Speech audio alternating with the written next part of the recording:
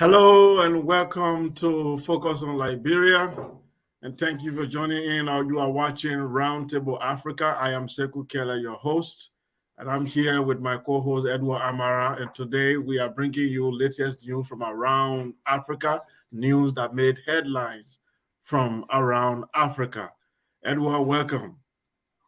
Yeah, thank you very much, Sheku. I also want to join you in this warm afternoon in Sierra Leone, and maybe just early afternoon across the globe and a very early morning in other places of the world, as we are about to dissect on issues that are of African concern. And I believe that people in the diaspora um, I also have keen interest into knowing the development that surrounds Africa because that's what defines us as Africa. When we meet and discuss our issues without any European sentiment, we feel that we are Africans and we have control over what happens and what goes around us. Yeah, definitely, Edward Amara. I agree with you. In this special broadcast, we are bringing you the Afrocentric news or news from the Afrocentric perspective. So, as we are going to discuss from politics to education and all of you. So, definitely, we are here to discuss the African perspective, how the African is seeing what is happening and how it affects the lives of African people. For us, that's what interests us on this program, and we will always bring you the best. So, Edward, we'll deal with the first topic. The first point of discussion here today from Nigeria. They say hundreds of people volunteer to fight for Ukraine. So Nigerian youth apparently went in front of the Ukrainian embassy to demonstrate that they want to go and fight for Ukraine against Russia. What do you think of that? This is very interesting. I think it's a captivating news.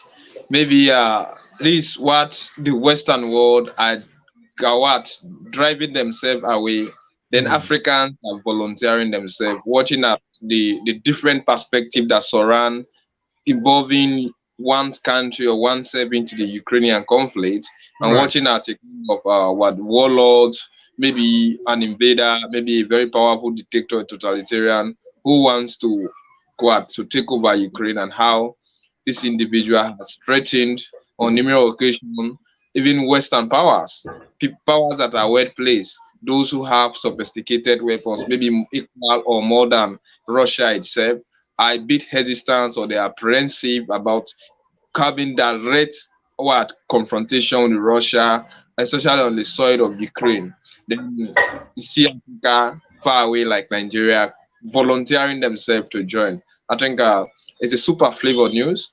Maybe we need to really dissect on it and see what actually motivated these guys to join it. Right. Because So two things. I heard some people say that these guys do not want to go to Ukraine to fight for Ukraine, but they are looking for a way to have a visa to just escape from Nigeria. That their goal is to get to Ukraine and then escape to their country as refugees. That they do not really want to go to fight in Ukraine. And the second thing there again, some people are saying, why will African youth, Nigerian to be specific, want to go fight in Ukraine when their country is being besieged by Boko Haram? That almost 20% of Nigeria is being controlled by the terrorists, and they have been war for the past 10 years or more than close to 2 decades now. They've been fighting this terrorist group, and the entire country is going through a lot because of the terrorist organization. So we don't see Nigerian youth volunteering to pick up arms to defend the country. But suddenly there's war in Europe, and these people are willing to go give their life. So some analysts believe that this is what we call the tragedy of Africa, the tragedy of Africa, where our consciousness is always not about our own protection. It's not about our dignity. Always our consciousness is about what other people think. We always follow what other people follow. We always do what other people do. We don't always design anything for ourselves. Even our news, our media only pick up what is popular, what is trending in the West. Whatever there's something trending in the West, that becomes the news. while we were busy talking about Ukraine, Mali soldiers are being killed in Mali. Nigeria, even this morning, I hear about 19 soldiers were killed in Nigeria. All that is happening, and it's not news. What is news is that there's war in Ukraine, and there are babies crossing to Poland, and that's the big news. And these youths want to volunteer to go and fight. How many Europeans will want to volunteer to come and die for you? So that part is very unfortunate. It speaks a lot to the consciousness of Black people. Then on the other hand, the economic poverty and slavery, which is making African youth to want to escape from the continent. We all have been there. We all have been there. We understand that people who want to escape from that continent are not stupid or lazy, but there is no way out. So youth want to escape from the continent. So that could be another contributing factor. What's your take? Yeah, yeah, I think thank you for laying a very good prelude to what we just about to discuss. Maybe this is one of the super stupidity that I ever come across. Maybe it's a classical way of what showing on patriotism to your country. As you rightly stated, you watch at the prevailing circumstances in Nigeria. There is a dark cloud surrounding Nigeria based on the volatile situation that is actually happening in the Niger Delta. You have youth in Nigeria who will definitely refuse to participate in the war, because I want to call it at a war, or in the struggle of the government against the MNJD, against IPOP, against ASWAP, against Boko Haram. And this is almost more than one and 2 decades now, and they're actually fighting against this set. And you have people with established military experience, wealthy background in time of confronting a situation like this. They have never into their life ever volunteered themselves. Although I am not arguing against the fact that there are youth in Nigeria who have volunteered themselves. We have these volunteers who are actually keeping the community safe. But we have never hear a kind of sounding display of a zealous attitude to participate in one word. Watch at Ukraine. A lot of school of thoughts are actually surrounding this particular display, zealous display of the Nigerian youth to participate, on people with military experience to participate into the war of Ukraine. And as I can tell you, over 100 based on the criteria set by Volodymyr Zelensky government, that if you want, you should have a kind of wealthy military background, maybe an ex-serviceman, men who should involve into it. They volunteer themselves. They tell you that African, we are so unpatriotic. I am not saying assisting a country in dire need is actually wrong. Ukraine is around 44,800,000 and something thousand. Nigeria is approximately over to around 300 million now, or maybe something around. If you watch at it, it will tell you that over 200 million. Some people tell you 196 million, and some figures will tell you more than. But looking at the time census or last conducted up to this time, if you count it, arguably Nigeria should be around 300 million. And you have a subset of people, insurgents, a militant movement into the country, creating serious havoc for the government, killing their civilians, raping and displaying people. You have internal display people both in Chad, some of them are in Niger, some of them are in Cameroon, some of them are just surround the area, all the areas that surround Nigeria, they are fleeing over there for their own safety. Ironically, you have seen Nigeria bowing. I am not actually going against that school of thought that says that these youth, they do not actually, or those people who are, or because they are not only youth, they have ex-servicemen, different people, because that is the criteria that the Ukraine government has set. These people, they are unpatriotic. They are definitely not having the intention to fight on the side of Ukraine. Rather, they want to be given visa that may actually land them safely into Ukraine, because it's Eastern Europe. They can find themselves in any other area, in Finland, Poland, Slovakia, wheresoever. They can find themselves in Hungary. You name this country, they can find themselves over there. Then watch at what is happening today in Ukraine. You are seeing world powers like Russia fighting against Ukraine, which is an inferior country on paper. But on a practical time, Ukraine have proven otherwise. But you have seen Germany, you think about Great Britain, you talk about France, USA, the all powerful countries are hesitant, they are apprehensive joining the conflict because of the threat being uttered by Vladimir Putin. And one know Putin is yes, he's surrounded by yes men, and they can do anything, especially when they feel that their lives are being threatened. Ironically, Nigerians have volunteered themselves. This is not a patriotic thing. If they really want to fight war, then they should do it in Nigeria. Let them fight. Let them take arms and ammunition against IPOP. They should do it against ASWAP. They should do it the movement of the emancipation of the Niger Delta. They should do it against Boko Haram instead of trying to buy free ticket for them to go in abroad. No, I think it's a kind of unscrupulous act. It is not genuine. It is baseless. I think the government need to bastardize their very move and maybe caution them, because we didn't want to have external conflict. We have seen even Poland offered themselves that they are going to give aircraft, anti-aircraft to Ukraine, but they are not going to use Poland as the base where they will supply this arms and ammunition to Ukraine. If the USA want to actually support Ukraine, then they should use their army base that is actually in Germany to supply this arm. And USA is hesitant. So look at this. Why should Nigeria come up? I think Africans need to think twice, and we should learn how to solve first our problem. If they really want to fight, they have the capability, they have the caliber, if they have that strong zeal for fighting,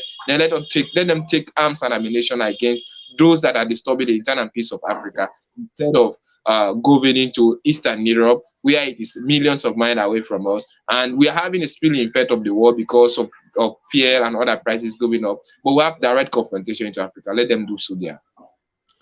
Yes, and I agree with you. You know, what disturbs me most is the Nigerian government condemned it. They actually said none of their citizens will be allowed to go and fight in Ukraine.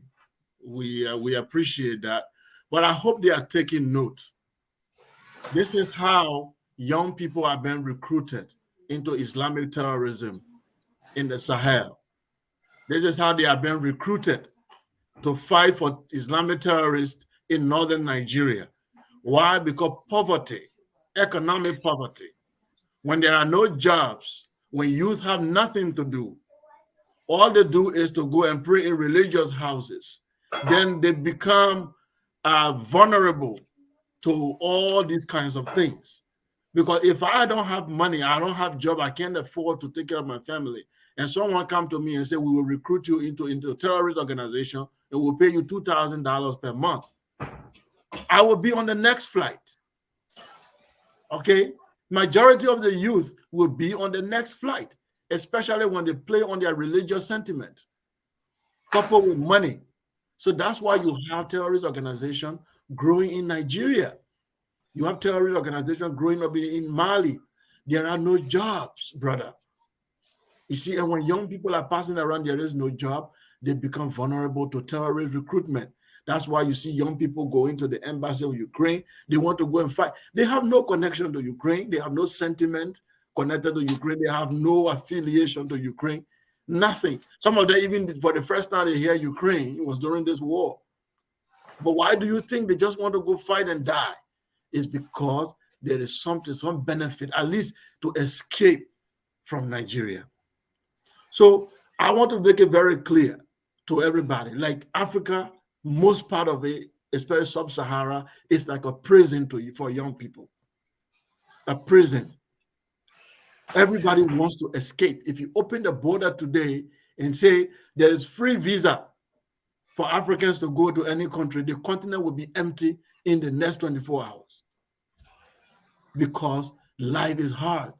There is no job. There is no opportunity. These leaders are sitting down as if year in and year out, centuries are rolling out, and they don't feel the need to change condition. They don't feel jealous. They don't feel push. They don't feel challenged that the life of their citizens need to change. They don't feel it. And this is some of the results. Instead of them coming, they came out and said they condemn it. Their citizens will not go to fight to Ukraine. But do they sit down and think why their citizens think the way they think? Do they really sit down and say, why did our youth not volunteer to fight for the country, but they are volunteering to fight for external country? There must be something wrong with the consciousness of the nation. You know, I hope they pose these questions to themselves. If they don't, then we are very, very unfortunate again in this century to be led by leaders who have no thought, who have no feelings. Yeah, but I think I want to agree with you absolutely on some of these points you have highlighted. Let's accept the fact that our so-called leaders in Africa, especially our so-called leaders elected into office for certain times, normally violate their social contract. And it is because of the violation of this social contract that even when there is chaos, trouble, or any issue that is a national one, citizens of such country do not display any sign of patriotism, because they are carried now with the notion, or not even the notion, fact that they depend on the fact that they are not sharing the national cake. That is the exact opposite that is happening in Ukraine. When Vladimir Putin attacked Ukraine 13 days ago, the Ukrainians vow to help Volodymyr Zelensky to stand by his side and fight for their country. It is because the government of Volodymyr Zelensky may not be absolutely patriotic, but yet it has respected the social contract signed with its people since 2014, after the fall of Victor, the pro government that was then in Ukraine, or pro Russia. After it fell, these people have respected their social contract. That is why when you watch, they are making what they call petrol bombs, putting fuel into bottles to be sending on against those Russians. All of them they are saying, I'm going to stand and fight for my own country. And none of them is cooperating with the rebels. It is because there is a sign of patriotism and the government is doing everything to defend the right of its citizens. And before this time, they have developed the country, employment, there is respect of human rights, and Ukraine is arguably one of the best countries in Europe with high GDP and other things. Unlike Africa, watch at Nigeria. Nigeria, with all its wealth, its citizens are living in a net of wealth, and yet they are wallowing in a net of poverty. So that is why when any issue like Boko Haram, you talk about IPOB, you talk about ISWAP, MNJD, the citizens live within the capacity of the government to take up an ammunition, and some of them can even cooperate with those enemies because they see that it's an easy way of getting money. This is really a kind of strong. It is a very big difference between our philosophical way of doing things in Africa, of our leadership ideology, compared to that of the Western world. Watch, when Putin invaded Ukraine, the Ukrainians said we are going to stand by the side of our government and fight against the rebels, fight against the invading troops.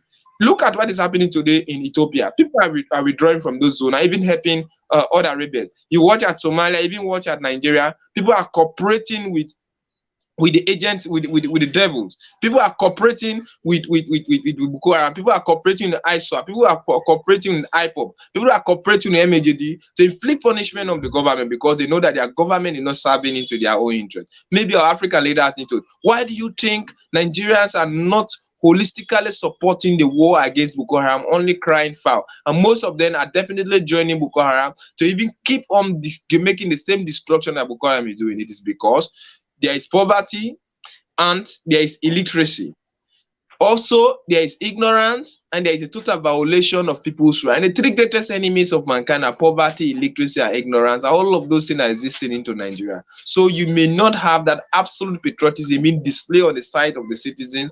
Whenever, in Liberia, we saw it. In Sierra Leone, we saw it. When war came, people supported the rebel in 1991 to take arms and ammunition against the APC-led government because they knew that the government was not ruling in their own interest. People supported the war into Liberia against Samuel Kedo because they realized that he was a nepotist, he was so tribalistic, at the same time, he was so corrupt, so dictatorial, and we are being suppressed by the very government that was leading. That was why they supported it. That cannot be said of Ukraine. Volodymyr Zelensky he's beginning absolute support by his own citizens, and some of them are even the only people that are escaping Ukraine are the females or the women and the children and those who are aged. The rest are leaving to defend. They are taking on armed missions. I think Africa need to think twice. Thank you very much, Edward. Before we move to the next point, I would like to just buttress something you just said concerning ignorance. You know, many youth are not aware, African youth. So if you are watching this show and you are thinking of going to Ukraine to fight, there are a few things you need to know.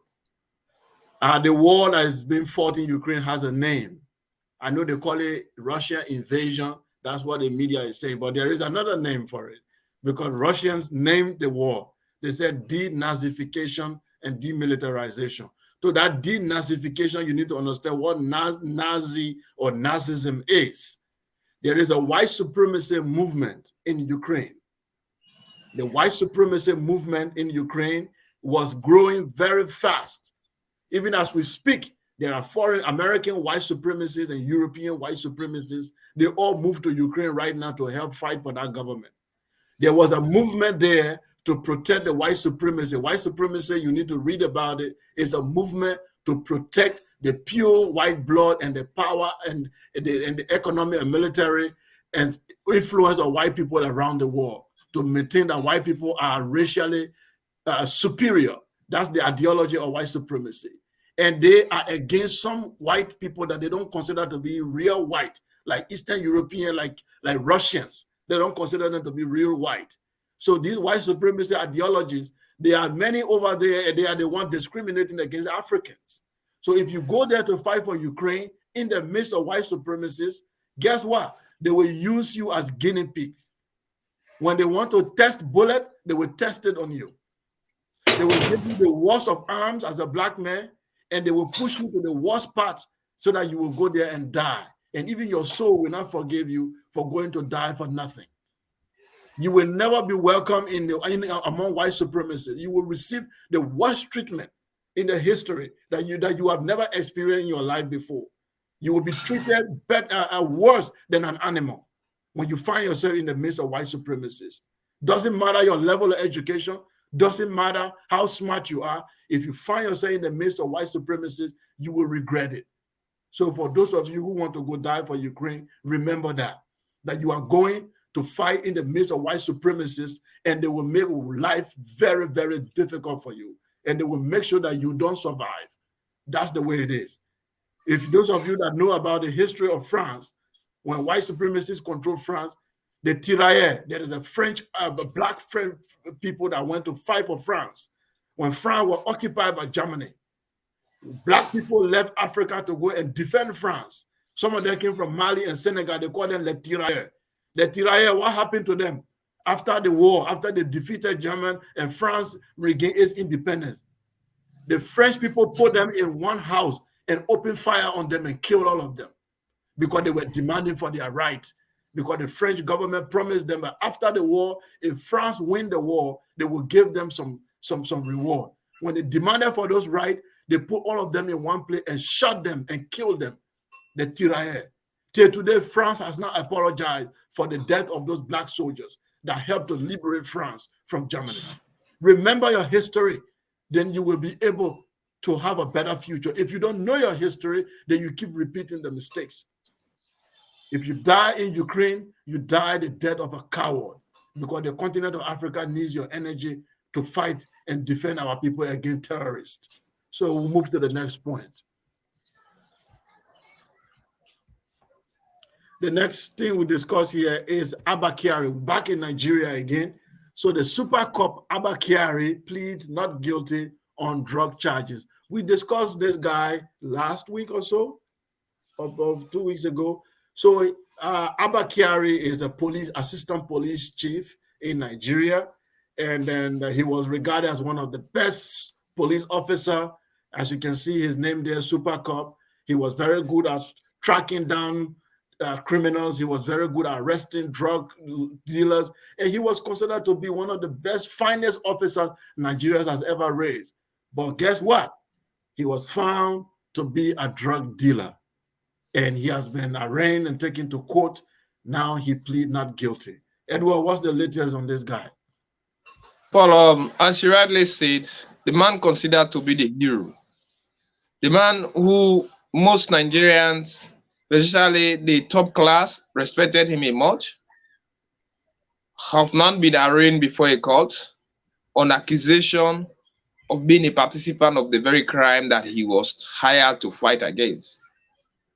For over a decade now, I think Abba Kyari have actually been respected as the man who has stand firm to ensure that drugs from Brazil, Ethiopia, Eritrea do not cross to Nigeria, and it shouldn't be used like an exit point to Europe.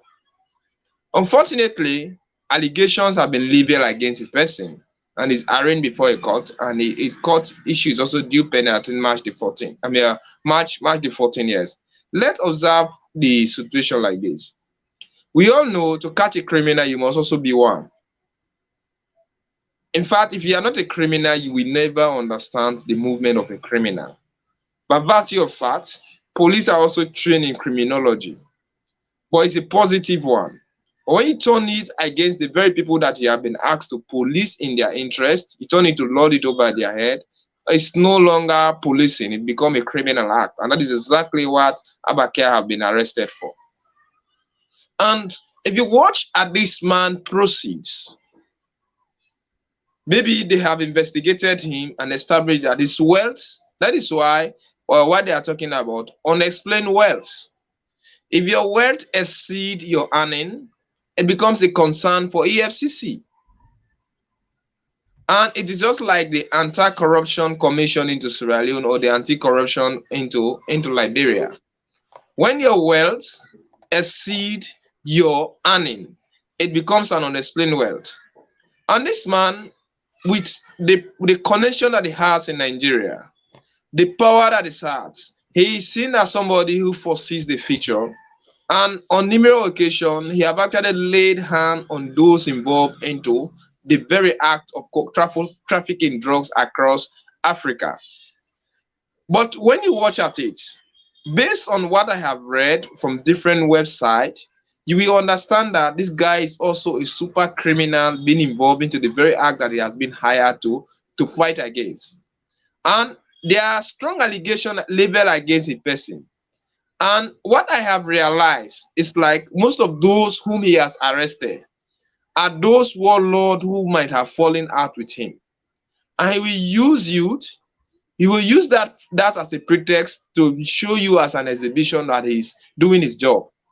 And maybe those who may not have gone through him to register their cartel, he will also arrest you. And on this latest case, he was caught bribing. So this tells you that, as we are rightly explaining, if a police officer has been hired to fight against the attitude or the prevalence of drug war into their country, and that same person connive with the very forces that they have been hired to fight against, to connive with them, it's like the oath that is took in his office, that social contract, have been violated. It's the very life of common citizens that have been exposed. This is what normally happens into Africa. Our police chiefs are not actually exempted from accusation like this. We know most of the heinous crime that happens into Africa and the Western world, police are definitely involved. They are not Jesus's brothers. They are not Muhammad's brother. They are not the type of priest or holy men that we. They are definitely involved into this crime.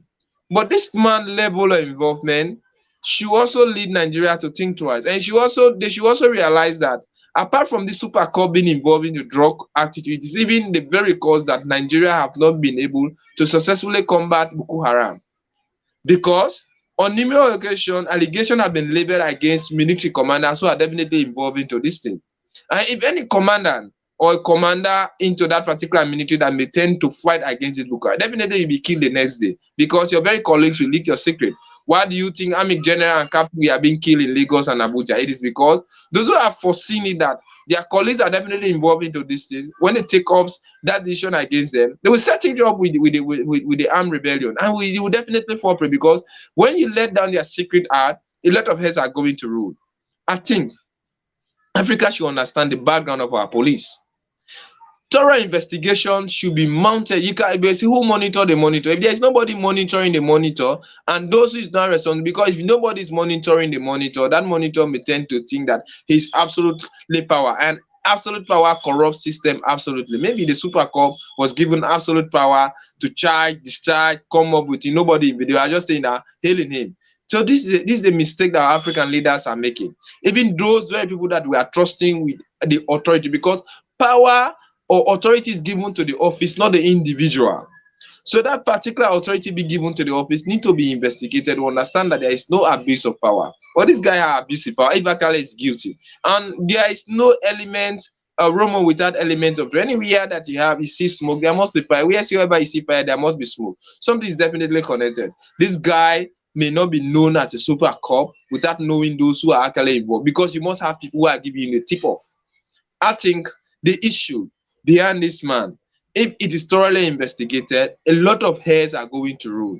But do not be surprised if the man escaped from prison, or rather if he can die on unexplained debt, because the people know that definitely if he's been tried and prosecuted successfully, even the judges could be involved. Because on the latest one, if he appears in court, what they are discussing is to grant him bail. Right away, he's going to disturb the evidence.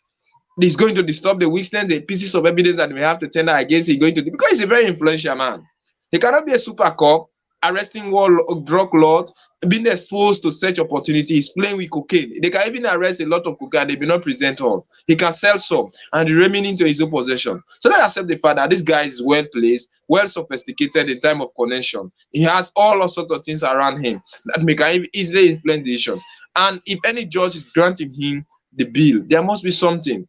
Our powers are working behind the scene. We must understand situation like this, and we should understand that things like that. And even in Sierra Leone, yeah, like a few times ago, we had the Attorney General was sacked just because there was somebody who was accused of being responsible for the death of a DJ in Sierra Leone. Unfortunately, when it was about to grant the presidential pardon, he was definitely given pardon, maybe without knowing from the overlord. And he went and took picture with the Attorney General. So they saw it, and a few days later, LJ, he escaped and went abroad and started bastardizing the government. The Attorney General was sacked eventually, and other explanations are about going. So trust me, this issue cannot be eliminated for such thing. Like in Liberia, when some journalists or auditors who are investigating certain corrupt money, how did you see? Those guys die, unexplained death. So if that man is granted bail, either if he's not granted bail, he will definitely be killed. Nobody will know. Or anything could have, or he can even be put into a state of comatose, where when he comes to court, he may not be able to talk, because they wouldn't want to hear for him to let out things that the government shouldn't know, the public should know. Definitely, I agree with you, Edward. It's our police need to be decolonized. They have to rethink policing. The primary responsibility of security of police is to protect life and property. That's what these people are meant to do. But if they start conniving with criminals to sabotage the same system they want to protect, the same people they are trying to protect, then the system has to position itself in a way that it will be able to hold people accountable. Because you can't have police that are not accountable.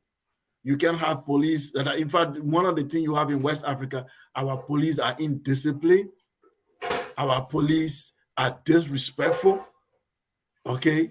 They think they are some kind of criminal gangs, because when they have that weapon in their hand, they wear that uniform, they see themselves as some kind of a superhumans. They don't understand rule of law.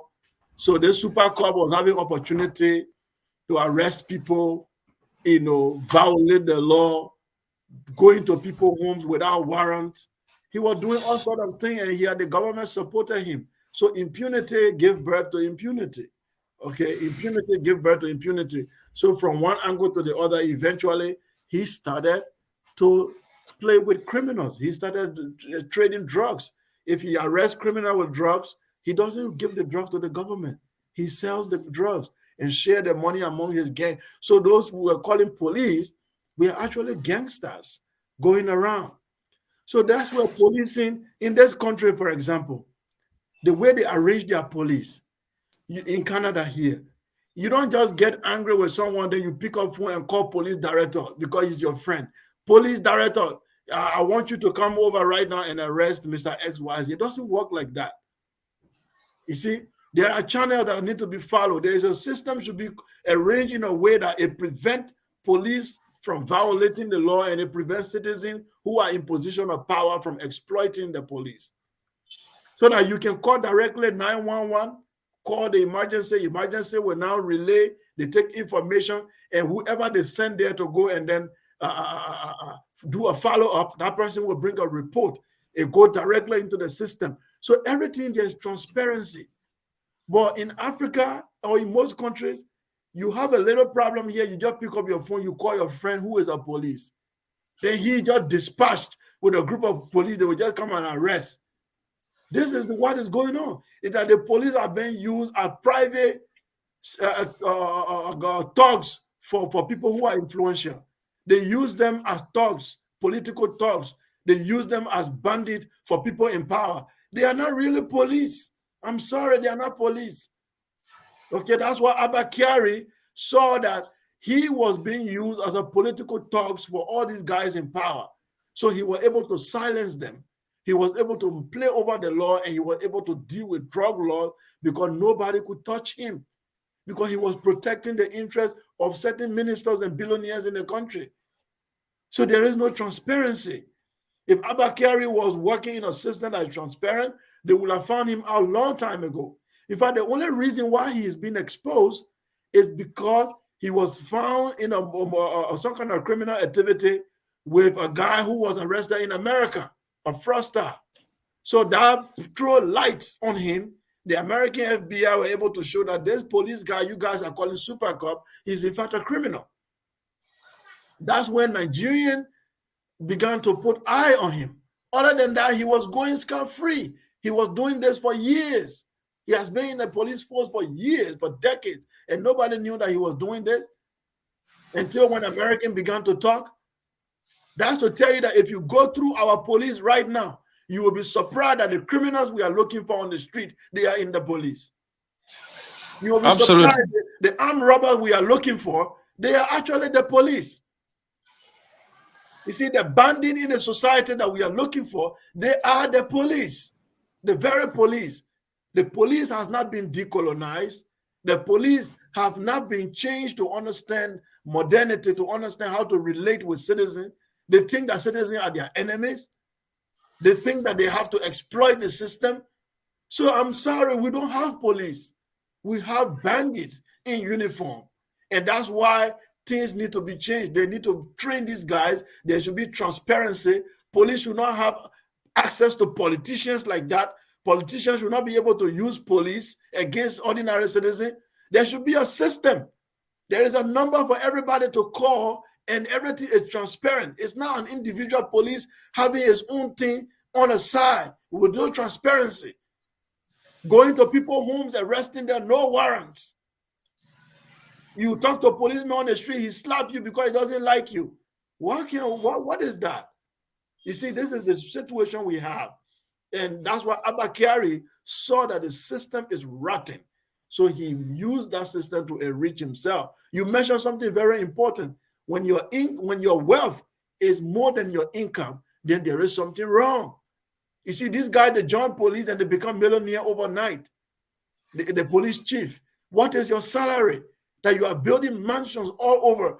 You are driving the latest car. What's your salary? That goes to even government officials. If you check their net worth, their net income, if you compare it to the house they are living in, you will wonder where they got the money from. Because it's not about the salary. They are stealing. They are criminals passing around. You see, that's why things need to change. I think if anybody wants to change Africa, look, if you want to change the police or the system, don't waste your time with a lot of slogans. The institutions, that's where things are happening. The institutions are rotten. They are very, very bad. There is no institution. All the institutions are dead. That's why the system is not working for the people. Even if a president tries to be a good president, he can never do anything as long as the institutions are not changed. Give you the best president. If you don't change the institution and the system, you can't deliver, because even the system, the change that you want to implement will not go downstream because they will block it. So you need to change the institutions, transparency, then you will be able to see some sort of hygiene in the system of governance. So police in Abba Kyari, what Abba Kyari is doing is not, I'm sure if you check in Liberia, Sierra Leone, you will find similar Abba Kyari everywhere. They are there. Okay. Edward, we'll take a short break. When we come back, we have two other topics to discuss. Please stay with us, our listeners. We will take a short break and we'll be back. At Focus on Liberia, we discuss everything Liberia, from education to politics, arts and culture, entertainment, agriculture, history, religion, family, and technology. Focus on Liberia uncovers and showcases the best of Liberia and shows the world the truth about Liberia. We educate, elevate, and promote all things Liberia. We conduct interviews, panel discussions, debates, and more. Tune in to Focus on Liberia on Facebook and YouTube and be a part of the stories that make up the news. This is Focus on Liberia, and I am Dennis Ja.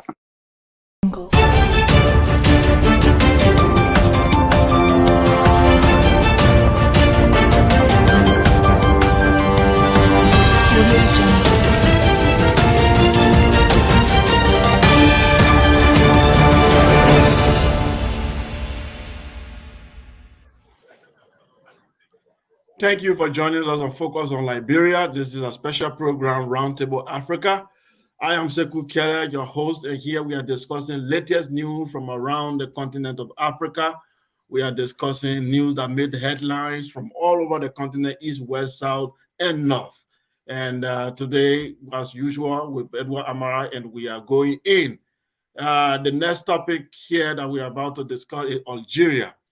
Al-Qaeda leader killed by French army in Mali. A lot of things there, Edward. First of all, French army. That's one problem. Then Al-Qaeda. What is Al-Qaeda leader doing in Mali? Okay.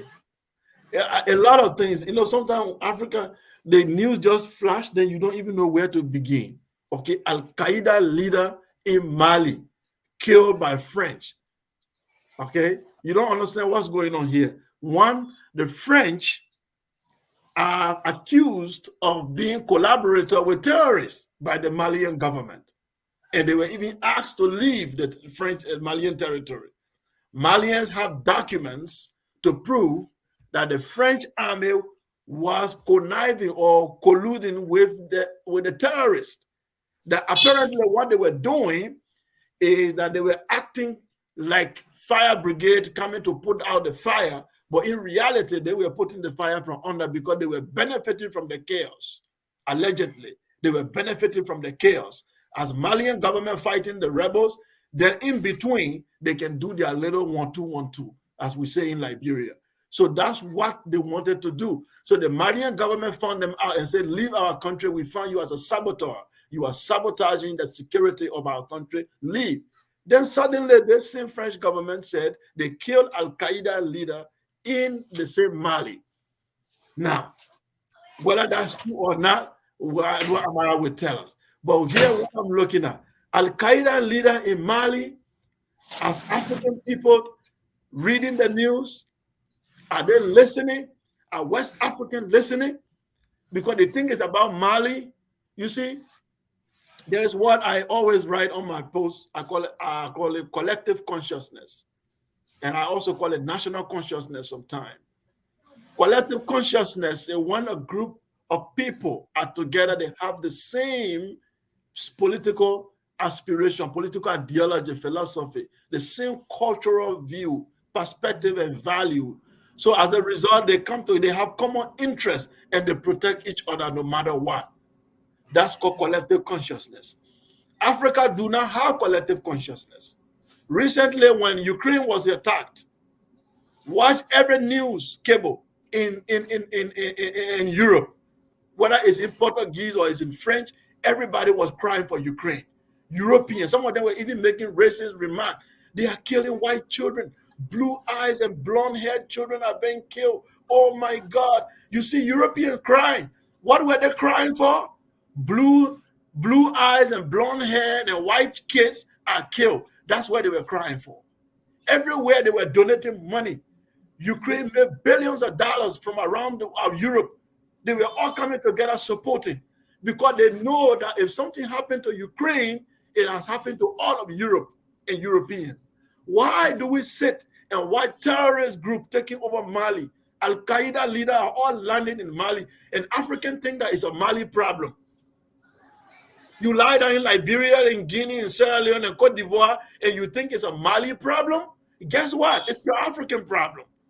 If Mali fall to terrorists, you are not safe anywhere in West Africa. That's the fact. But the media in Africa is not bringing that up for you to have that consciousness. They think it's a Mali situation. No, it's an African situation. And if all Africans do not come together to defend Mali, if Mali fall, we are all likely to be slaves to Arab terrorists in that West African region. What's your take, Edward? No, thank you very much. I think the depth of my Algeria Al-Qaeda leader in Mali is a clear indication that there is a nexus between all terrorist movement into Africa. Algeria is actually in the northern part of Africa, though not too much far away from Mali itself. They do share borders, but it is actually in northern Africa. And Al-Qaeda is definitely operating in the Sahel region. And in North Africa is known as their zone. And Al-Qaeda leaders, most of them now are Algerians, some of them are Moroccans, some of them are Tunisians, some of them are Egyptians. Though it was a philosophy developed in Saudi Arabia by the like of Osama bin Laden, although he was stationed in Afghanistan. Having underscored that, let's watch. We can link this to Abba Kyari. They said, only a criminal knows a criminal. When the Malian government accused the French army of being apologists to the militant movement into Mali, most people term them to be the devil advocates. In us, there we are just arguing for argument's sake to take the French out. But it wasn't because of that. This French, when have you ever heard on your own accord that the Malian government have successfully killed one or two Al-Qaeda leaders or terrorist movement? It is because they do not have direct contact with those guys. I think the French are in Mali. I wouldn't want to say they were in Mali because their presence is still there. They want to be given around 4 to 6 months to complete their withdrawal, while the Malian government is demanding for something earlier than that. They have direct connection to these guys. And as long as they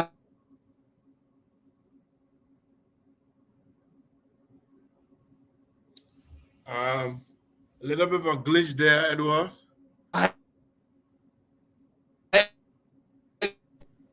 Because their presence network, okay, welcome back. You were a little bit sticking. The network was bad, I think.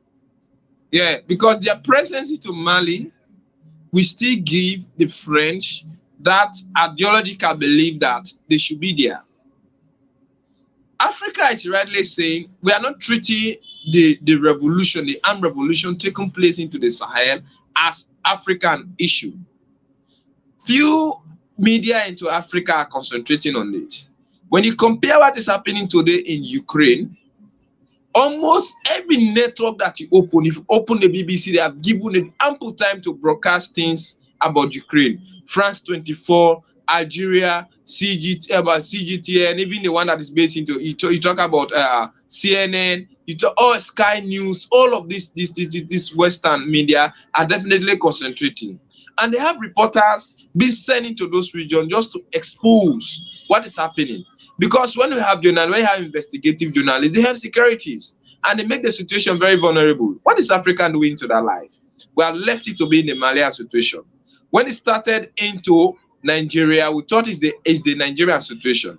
Now, because of the activities of Boko Haram into Nigeria, Chad is no longer safe, Niger is no longer safe, Cameroon is no longer safe. Because of that particular Northern African havoc, all the African Sahel region, Burkina Faso, even the like of Ivory Coast cannot classify themselves to be soundly safe. Mali and other places. I think the French should leave Mali more than expected. That could be one school of thought. But if the French leave Mali earlier than expected, do you think that, or can we philosophically think that Malians have that capability to take on successfully of Al-Qaeda? No. Reason being, these guys have been empowered by the very forces that we have been hired or volunteered themselves to fight against them. Now they have sophisticated weapons. They are well placed. They know when to strike, where to strike, how to strike, and they know the target where to go. I am foreseeing a situation likely like what happened into Afghanistan when Gandhi was taken out of power barely 10 days after American troops left Afghanistan. After 18 good years or 20-something good years in Afghanistan, they left. Less than 10 days, the government fell. So this Malian government can also be placed into such situation, because let us accept the fact that maybe the presence of the French troops into Mali actually have been a kind of a cut in access way, that those people cannot spread their tentacles into every area in Mali. If they now decide to leave, our masters are very wicked. They believe in their scrupulous behavior. They have nefarious movement. They can easily sponsor this guy along the back and throw Mali into a total chaotic situation where they will be forced to come in and start to exploit the economy. They could do such thing. So I think they should do it deliberately. When they are doing it, it should be like a deliberate act, but with consciousness.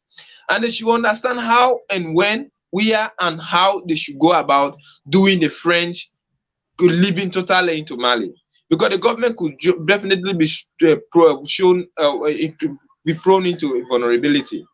Reason being, Russia that is now showing too much of interest into Mali is no longer at peace with USA. It's no longer, they have never been at peace with France, USA, Germany, and other places. So if they see Russia coming into it, it's like a new power coming to colonize their own territory. They can sponsor other people to throw an area into a chaotic situation. It is just like when you are in opposition into Africa, if there is election, the ruling party can sponsor people among your midst to stand up against that particular opposition, so that they can create a chaotic situation where the opposition can be vulnerable and will continue leading. We should observe the situation. So Mali is actually being presented on the gunpowder. The situation is very delicate. Giota as the government should know, because those people, they are operating with high power. Maybe this man have been killed because he has fallen out with the French troop. Maybe they have one or two misunderstanding to prove that they are because the French could just be like the wolves in the skin of sheep. They might have done this on reason. They shouldn't take it like a gesture. It's not anything good. It's a very bad order. Anything could happen into Mali. Definitely, we are dealing with very, very unscrupulous situation, right? The two groups of terrorists, I would say, the terrorists, Islamic terrorists, then the French imperialists, because you have to call them what they are. They are imperialists. And what they will do, like you said, like an Afghanistan situation, but it will be quite different, because they will be a little bit different, because the French will sabotage the security of Mali before they leave. That's what they always do. Those who know history, they did it to Ahmed Sékou Touré when they left Guinea, when Guinea said they will not be part of the France community in Africa, that they want to be independent. So General de Gaulle sabotaged the economy of Guinea, and he made sure that their economy was sabotaged properly before they left. And still today, Guinea have not properly recovered from that. So they are going to leave Mali. When they say 6 months, there's a reason why. It's not that to transport their equipment and their military arsenal is what is difficult. What is distance between Mali and Niger? So Niger said they should move. They could move in 24 hours. But the reason they want to leave in 6 months, they want to sabotage the security so that much that when they leave, the government will collapse. That's what they want to do.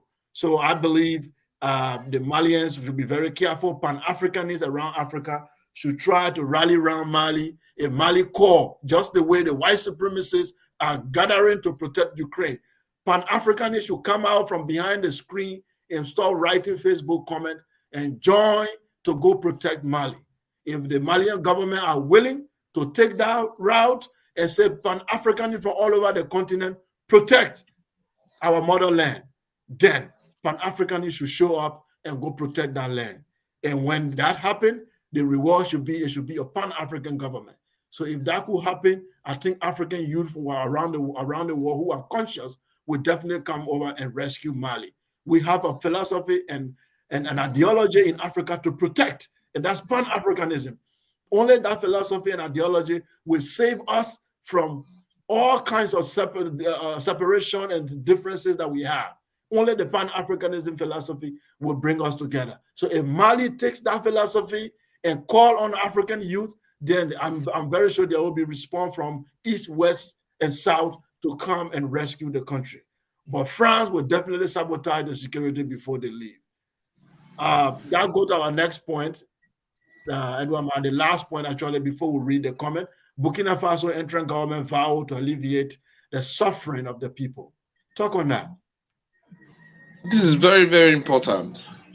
We all know, in fact, the most successful government in Burkina Faso has been a one that is led by a military man, the late Thomas Sankara. Since then, we saw a dictator who came into power, Blaise Compaoré, distorted the system and created a situation where the Burkinabés hardly survived. And when he fell out, we saw another man. He came in. Kabore came in. Kabore was actually seen like a savior, but he came in within a situation that even the government by then in Burkina, or the government that he was leading, was not safe. On numerous occasions, there were attempted coup into Burkina Faso. He survived it, and the very forces that he was being hired for collaborated. He was being hired again, like he should save Burkina Faso from the shackle of corruptions, because he should depoliticize the civil service, maybe depoliticize the police, and set Burkina Faso on a place, and their GDP should also go up, and the lay money to Burkina Faso, or the common Burkinabe should feel that they are very safe. Unfortunately, when he came into power, the ground was not laid for him. He came in to lead a group, or to lead a type of government that still had the proles of Blaise Compaoré. Like even the man who overthrew him now was a presidential bodyguard of Blaise Compaoré, or one of the securities of Blaise Compaoré. So he still had that kind of ideological differences with them. And he once refused to even participate into a coup that he deemed to be very unpopular. And based on what we are reading, we have understood that the current military leader in Burkina Faso is a pragmatic person. He's an astute leader. Maybe because of his failure to participate into the first school, made him to be somebody who thinks carefully and maybe does things the way that he thinks is right. Maybe he can strike the best way. Now, the same way how he's following the Thomas Sankara mentality, because during Thomas Sankara leadership, he never eliminated the traditional leaders. He believed in consultation. I think this government is also made of traditional leaders, involve the prime minister, who is definitely a civilian, and involve most of the military men because they need to trust themselves. And he believed that he's going to exonerate the Burkinabés from all the shackle of corruption, nepotism, tribalism, favoritism, sectionalism. All of these things have actually engulfed Burkina Faso, and even involved yellow journalism, where you have a kind of media, electronic and print media, that we are not independent. Maybe they only broadcast things that are actually in favor of the government. And he decided that because the name Burkina Faso was actually from Upper Volta to Burkina Faso, and Burkina Faso Burkina Faso mean people of a honest land, or people of honest people. But how honest shall he be when he's first going to be involved? He's first going to start trying those who killed Thomas Sankara, and majority of those military guys who participated in the death of Thomas Sankara served Blaise Compaoré for quite a long time. When Kabore came in, he did not sack them all, and those people still have connection, and they know very well that Thomas Sankara is living, Blaise Compaoré is living in a nearby place to them in Ivory Coast. And should Thomas Sankara be tried, he's going to name certain names, and those guys are going to come from the military. Will the military be absolutely happy with him? Does he have that absolute control over the military? Because if he decided prosecuting Blaise Compaoré, as he say, he's going to bring all those who participated into the killing of Thomas Sankara to book. It means he should start arresting. He should have leadway, because there are guys who may not favor such move, because it will be like trying to expose something that they have kept into their check for over 30 or 40 years ago. And if you want to expose them now, it's going to cause a lot of destruction. Now, he believed that there should be an amalgamation into the leadership of Burkina Faso, and the Burkinabés should live to enjoy the fruit of their labor. And one of the things, if he's going to do that successfully, then he should eliminate his tie with France. But eliminating his tie with France, it means he's also going to expose certain things that my France may have participated into the killing of Thomas Sankara. And we're actually willing to prosecute his overlord, who was Blaise Compaoré. It means this man also may have known certain things. He might come across certain ICAP that will expose such a thing like that. So his own life is definitely not safe. And there's a possibility of a coup taking place in Togo. We shouldn't underestimate military. And we shouldn't estimate the time when they feel threatened. Now, that is what they are projected. We need to see a vibrant civil society. But since then, we have seen a collaboration of both the civil and public service in the name of the military, because they have not seen as the Moses, as the only person who can exonerate them. Let all accept the fact that Kabore failed because he could not stop the relationship with France, he could not stop the frequent attack on Burkina Faso, and he could not provide the daily bread of the Burkinabe. He did not respect the country. He fell out to everybody demonstration, so he definitely failed. His government lost that legitimacy, and the people are not looking up to the military. There is a lot to be seen. Now he has set up a government, carefully set up a government, and it should be transformed. Everything needs to be transformed in the space of 3 years' time. And they not maybe they may use it to buy time. We're also going to see it. And his tie with France will definitely tell you whether he's going to succeed or not. But can he successfully execute the Burkinabe government by now without France involvement? When CFA is governor, and most of Burkina Faso foreign reserve are actually in France, can he just cut tie with them? He cannot successfully make any negotiation now with France or even with Russia. Russia has a kind of headache on their hand. And during the day, to my own surprise, and to the surprise of many in Africa, when the coup d'etat took place, you are seeing people with Russian flags who are popularly supporting the coup. So it means there is Russian sentiment into Burkina Faso. And if we continue to publicly execute his or exhibit his his loyalty with Russia, France may step in negatively. So we are watching at it, but military people normally succeed into French-speaking West Africa rather than our civilians. We have seen that. And maybe with a strong stability, we may see certain things like that. 3 years to me is not too enough to solidify the Burkina Faso situation.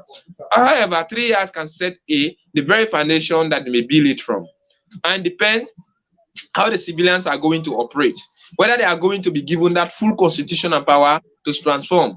We all saw what happened in Sudan. When it was about time, those guys strike, they overthrew.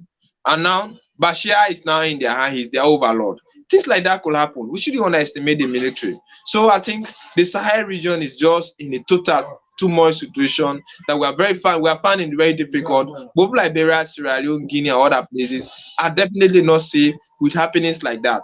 That is why all our leaders are watching the situation with a very keen interest, because Burkina Faso is barely above 18 million. A serious disturbance into that country may lead us. I mind you, they have strong tie with the war into Liberia. They have strong tie with the war into Sierra Leone and other places, because most of our rebels, we are trained, qualified, and given route into those countries. And they believe into rebellion, maybe because of poverty. And it's one of the poorest countries into West Africa.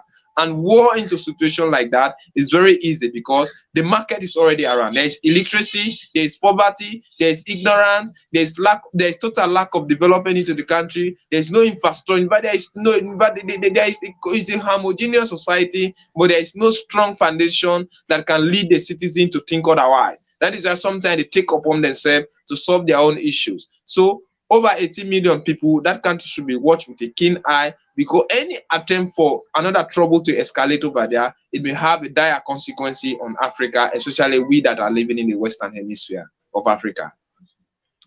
Thank you very much, Edwama. I agree with you, 100%. The current military leader or head of state in Burkina Faso is sitting on a hot seat, very, very hot seat. He's faced with a lot of dilemma. If he is not careful, if he doesn't choose his actions and work carefully, he will be removed. I'm telling you, he will be removed, because the pro-Sankara Soldiers are there. Citizens that still believe in the revolution of Sankara are still there, and they have not given up the Sankara ideology. In fact, Sankara ideology is growing so fast in Burkina Faso and around West Africa that he needs to be careful. If he goes against the Sankara ideology, he will be removed one early morning. He won't believe it. And the anti-French sentiment is real. People don't want France. The French government is unpopular in most Francophone countries in West Africa. And people do not want these guys to continue. So if he doesn't choose his foreign policy very carefully, he will end up offending so many powers within the country, and they will try to remove him.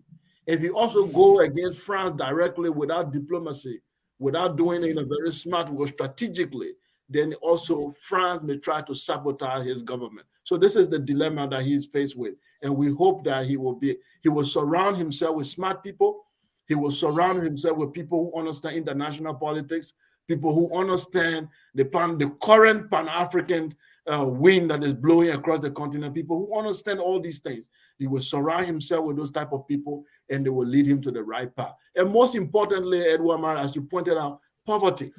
If he's able to change the life of ordinary Burkinabés, then they will see him as a hero. He will become their Moses, because the Burkinabés have suffered a lot.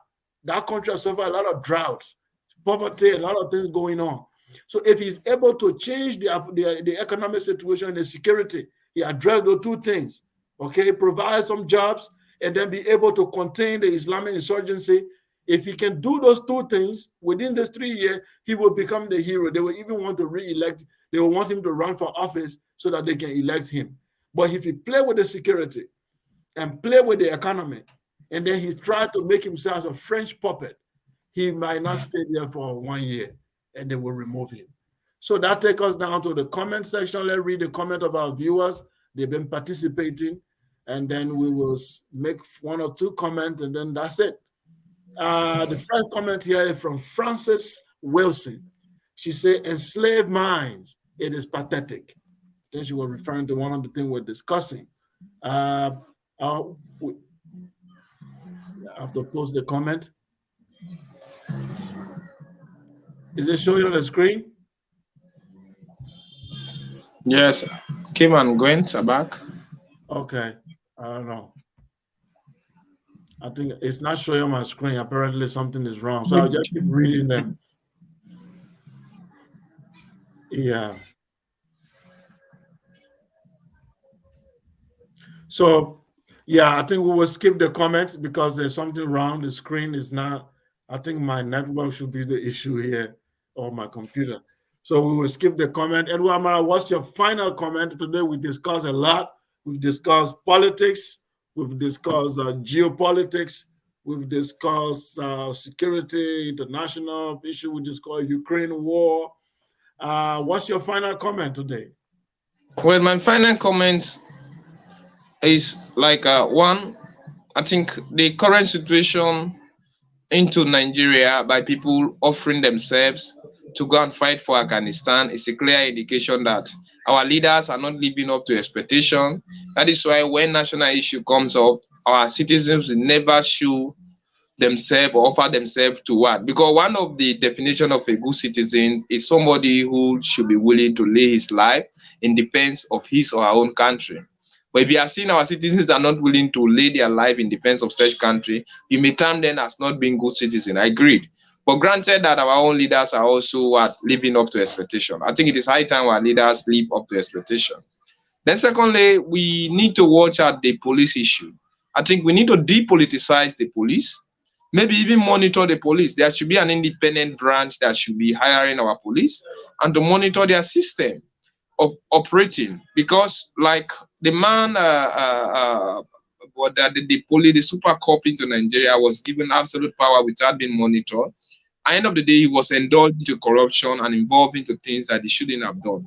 So let's really, really be very careful into doing what we should do. And the police should be monitored, because when they are given absolute power, they may tend to be very corrupt. They may abuse their powers. We all saw what happened into Nigeria a few months last year when people were demonstrating against those very police that they were hired to fight against what Boko Haram or terrorist movement, or those who they hired to fight against gang. And they are now involved into arresting people who are not connected to those people, threatening them to take money, sometimes even killing their life. I think the police force need to be seriously investigated. It should be brought on a limelight, and the government should be very careful in knowing who should be hired in the first place for a police. And they should also watch at what I mentioned on Explain Wealth. We all understood, or we should understand what type of salary our civil servants are getting. If you just see a police officer who has been given the mandate to police a kind of high-class issue like monitoring drugs, warlord, arresting them, bringing them to book, overnight his word grew more than it could be expected. I think such people like that need to be thoroughly watched at, because at the end of the day, they could even be indulged into the very crime that they are fighting for or fighting against. We should also observe that. But we should also tell our leaders to be absolutely responsible. They should be proactive, and they should also be reactive in discharging their duties, or else we may end up to see the same thing that is happening today in Nigeria. Because that issue in Nigeria is not just Nigeria limited. Maybe it is the Nigerians that came out with their own publicly. But people in Sierra Leone, people in Liberia, people in Guinea, people in Uganda, Ethiopia, Eritrea, Somalia, Kenya, Zimbabwe, Zambia, you name this country, Angola, South Africa, could even be willing to do such thing, because they know that escaping from Africa is like escaping from poverty, escaping from ignorance, escaping from illiteracy, and even escaping from being terrorized by the very government that we hired for. That is why even while people are being killed over there, they are still willing to go and fight. I think our African leaders need to rethink. Thank you. Good night. Thank you very much, Edward Amara. It's a brilliant contribution again, as always. Thank you very much for those wonderful and brilliant analysis there. Yeah, my own final comment will be on the issue of terrorism and de-radicalization. You know, with this ongoing crisis in northern Nigeria, in Mali, in somewhere also in Mozambique, everywhere the continent is being threatened by terrorists. And then we have these people, the Al-Qaeda and all those people looking for a breeding ground. They are looking for breeding ground. Africa seems to be a perfect breeding ground because of poverty, because of unemployment. So illiteracy and all these things are here. So they might likely use Africa to be a breeding ground to recruit and then be able to already our fragile state that we have to go and then create another situation for us. So I believe African leaders should think they be very, very proactive. They should stop using sentiment. They should really sit down and think about this. We are living in a triple heritage society. Okay, the triple heritage of African values, of Islamic value, and of Christian value. So these are the triple heritage that we find ourselves in. So multiculturalism has become our way of life as African people. So we have to try to fight anything called radicalization should not take place on our soil.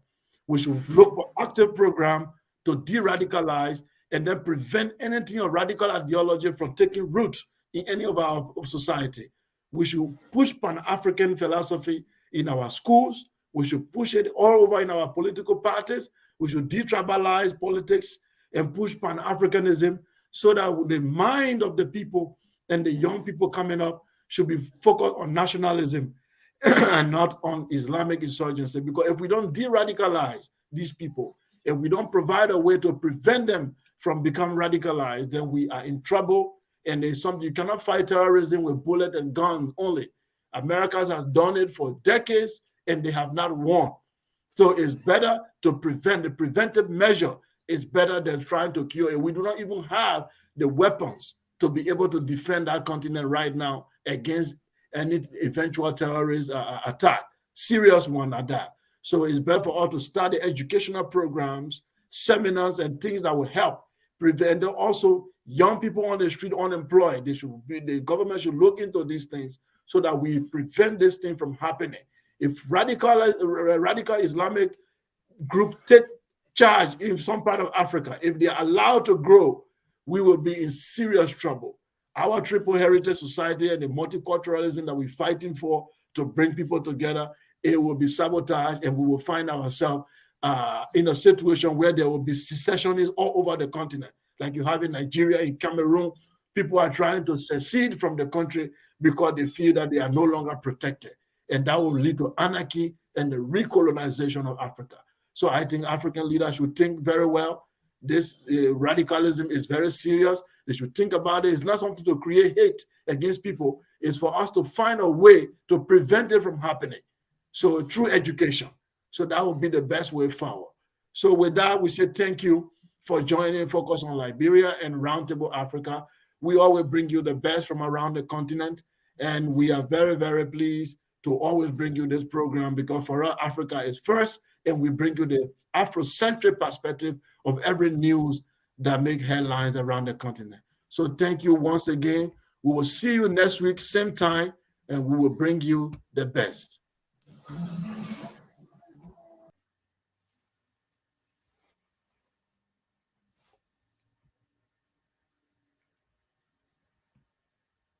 Oh.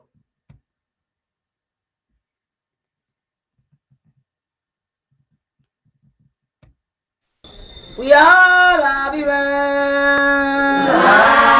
Liberia is our home. Liberia people.